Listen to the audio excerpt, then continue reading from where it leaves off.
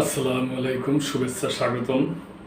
প্রিয় দর্শক, যায় পত্রিকায় সংবাদ আসছে ইরান আর ওই ইসরায়েলের যুদ্ধ নিয়ে সংবাদ। ব্যর্থ আয়রন ডোম, মাটির নিচে পালাচ্ছে ইসরায়েলিরা। কাতার ভিত্তিক সংবাদ মাধ্যম আল জাজিরার এক প্রতিবেদনে দাবি করা হয়েছে, ইরানের ধারাবাহিক আক্রমণের মুখে ইসরায়েলের আকাশ প্রতিরক্ষা ব্যবস্থা কার্যত বিপর্যস্ত হয়ে পড়েছে। রোববার প্রকাশিত এক প্রতিবেদনে সংবাদ মাধ্যমটি জানিয়েছে, ইরানের লাগাতার ক্ষেপণাস্ত্র হামলায় ইসরায়েলের বহু প্রতিরক্ষা প্রযুক্তির সীমাবদ্ধতা স্পষ্ট হয়ে উঠেছে, যার কারণে ইরানি হামলার পরপরই ইসরায়েলি নাগরিকদের মাটির নিচে আশ্রয় নিতে বাধ্য হচ্ছে। দোহা ইনস্টিটিউট ফর গ্রাজুয়েট স্টাডিজের গবেষক মোহাম্মদ সেলুম আল জাজিরাকে জানান, ইসরায়েলের আকাশ প্রতিরক্ষায় আয়রন ডোম অন্যতম প্রধান উপাদান। দুঃখিত, তবে এটি মূলত স্বল্প পাল্লার রকেট ও ক্ষেপণাস্ত্র ঠেকানোর জন্য নকশা করা।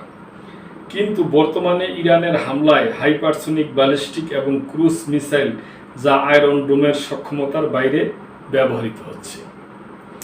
তিনি আরও বলেন, ইরানের একের পর এক সুনির্দিষ্ট ও কৌশলগত হামলার কারণে আয়রন ডোম ব্যাপক চাপে পড়েছে এবং সময়মতো প্রতিক্রিয়া জানাতে হিমশিম খাচ্ছে।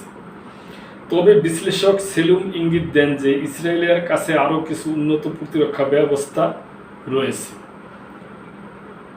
এর মধ্যে আরও এক ও অ্যারো 3 উল্লেখযোগ্য, যেগুলো উচ্চমাত্রায় আসা ব্যালিস্টিক ক্ষেপণাস্ত্র প্রতিহত করতে সক্ষম। এছাড়াও ডেভিসট স্লিং নামের একটি মাঝারি পাল্লার প্রতিরক্ষা ব্যবস্থা রয়েছে, যা 20 থেকে 70 কিলোমিটার দূরত্ব থেকে ছোড়া ক্ষেপণাস্ত্র প্রতিহত করতে পারে। আল জাজিরা জানিয়েছে, বর্তমানে উত্তেজনাকর পরিস্থিতিতে ইরানের আক্রমণের ধরন ও প্রযুক্তিগত বৈচিত্র্যের কারণে ইসরায়েলকে নতুন করে প্রতিরক্ষা কৌশল পুনর্বিবেচনা করতে হতে পারে। বিশ্লেষকদের মতে এই সংঘাত দীর্ঘ হলে ইসরায়েলের প্রতিরক্ষা ব্যয় ও কৌশলগত অবস্থান আরও চ্যালেঞ্জের মুখে পড়বে। তো দর্শক, দেখা গেল যে আমরা শুনলাম যে ইসরায়েলের এই সক্ষমতা এবং ইরানের এই সক্ষমতা। তো দেখা যাক কি হয়। আমরা তো একই কথা বলি বারবার, যেন মীমাংসার মাধ্যমে যুদ্ধটা বন্ধ হয়ে যায়, এটাই চাই। কোনো অশান্তির যেন সৃষ্টি না হয়।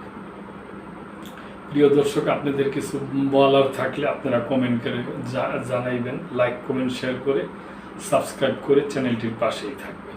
আল্লাহ হাফেজ।